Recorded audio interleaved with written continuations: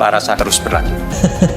Head to head lagi, dan siapapun yang didukung oleh pemerintahan, maka dialah yang akan berkuasa. Nah, saya mengatakan skenario ini adalah skenario masuk akal kalau para konglomerat ini yang mendukung pemerintahan sekarang ini masih kompak, masih berdiri di belakang pemerintahan Presiden Jokowi.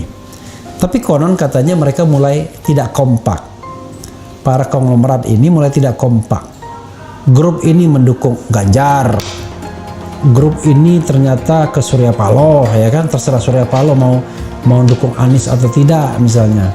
Grup ini ke katakanlah ke Puan Maharani misalnya. Jadi ada gosip-gosip seperti itu yang tentu namanya gosip ya, makin digosok makin sip. Saat Pilkada 2017, saya itu salah satu mungkin ya orang yang dalam tanda kutip benci Pak Anies kira-kira gitu. Karena dengan informasi-informasi tersebut gitu. Lalu saya cari jalan dengan mencari tahu informasi ini tentang kebenarannya, apakah benar atau tidak. Ya.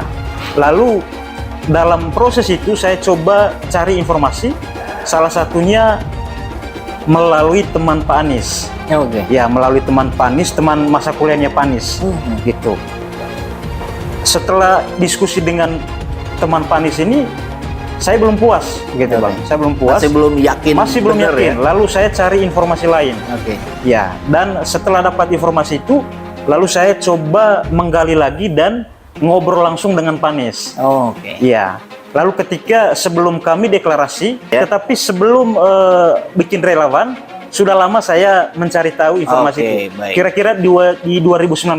Dari 2019, ya, mencari tahu tentang informasi-informasi yang kira-kira menyudutkan Pak Anies, kira-kira gitu.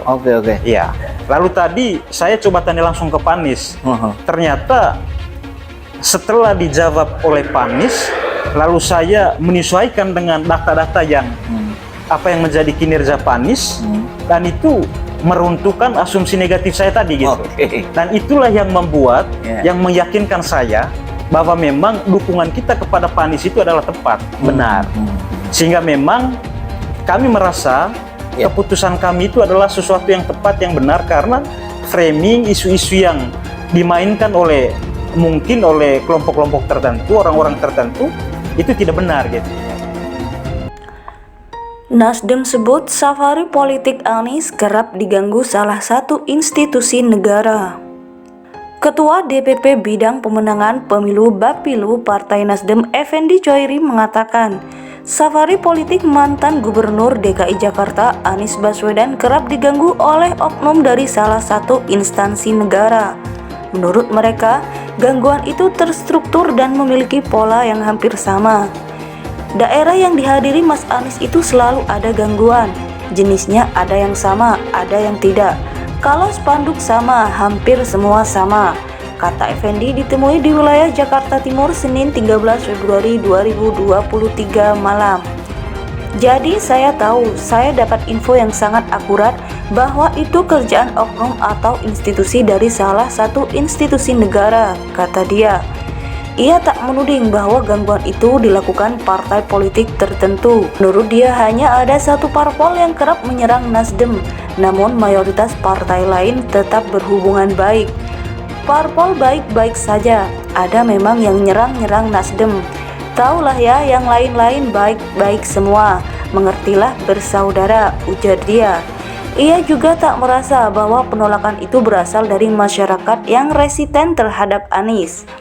Nah, yang melakukan itu nggak mungkin rakyat. Untuk apa bikin baliho atau spanduk untuk menolak kami meskipun nggak cocok? Mendingan uangnya dibuat beli beras, kata dia. Adapun Anies bersama Nasdem telah melakukan sejumlah safari politik. Beberapa hambatan pun terjadi.